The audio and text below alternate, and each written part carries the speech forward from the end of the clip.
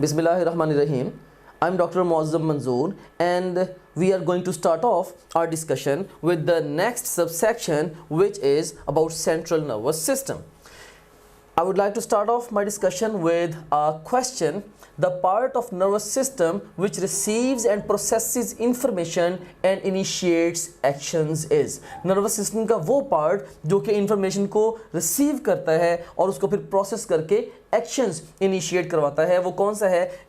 Is this statement true for the spinal cord? And the answer is yes. Is this statement true for the central nervous system?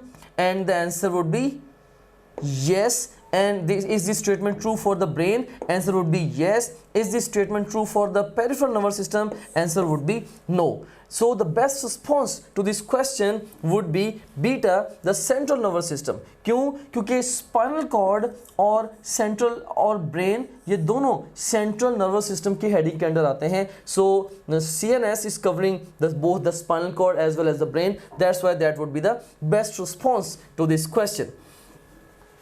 Another array of questions. First of all, let me present options to you. A option is sensory nervous system, B option is motor nervous system, C option is somatic nervous system, D option is parasympathetic autonomic nervous system, and E option is sympathetic autonomic nervous system.